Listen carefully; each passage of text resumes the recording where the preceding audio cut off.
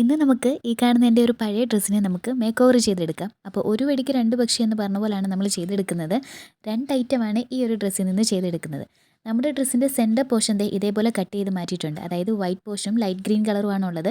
White portion cut ചെയ്ത് മാറ്റിയതിന് ശേഷം അതിനെ നമുക്ക് കൈത്തയ്യലിൽ ദേ ഇതേപോലെ ഒന്ന് താഴ്ഭാഗം മടക്കി തയ്ച്ചെടുക്കാം. സത്യം പറഞ്ഞു കഴിഞ്ഞാൽ ഈ ഡ്രസ്സിൻ്റെ ഫ്രണ്ട് പോർഷനിൽ ഒരു ഫ്രില്ലൊക്കെ വരുന്നുണ്ടായിരുന്നു ഗ്രീൻ കളറിലെ.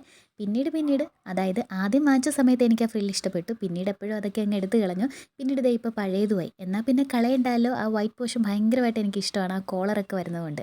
ഇനി നമുക്ക് സെക്കൻഡ് ഡ്രസ്സിന് വേണ്ടിയുള്ള ഐറ്റം സെറ്റ് ചെയ്തെടുക്കാം. ഇതേ നമ്മുടെ താഴ്ഭാഗത്തോട്ട് വരുന്ന ഈ ഒരു പോർഷനാണ് അതിന് വേണ്ടി എടുക്കുന്നത്. അതായത് ചെറിയ ഫ്രില്ല് വന്നിട്ട് മുകളിൽ കുറച്ച് വീതിക്ക് കിടക്കുന്ന പോർഷനുണ്ട്. അത് മൊത്തത്തിൽ നമ്മൾ മടക്കി തയ്ക്കാതെ ചെറിയൊരു നാട കയറി പോകുന്ന രീതിയിൽ അതൊന്ന് മടക്കി തയ്ച്ചിട്ടുണ്ട്. അപ്പോൾ രണ്ടിൻ്റെയും ഫൈനൽ ലുക്ക് കണ്ടാലോ, ഇതാണ് നമ്മുടെ ഫസ്റ്റ് ലുക്ക്. അതായത് നമ്മളൊരു ക്രോപ്പ് ടോപ്പ് രീതിയിൽ വെയർ ചെയ്യാം. ഇല്ലാന്നുണ്ടെങ്കിൽ നമുക്കൊരു ബ്ലൗസ് ആയിട്ട് ഒരു സാരിയുടെ കൂടെയൊക്കെ വേണമെങ്കിൽ സെറ്റ് ചെയ്തെടുക്കാവുന്നതാണ്.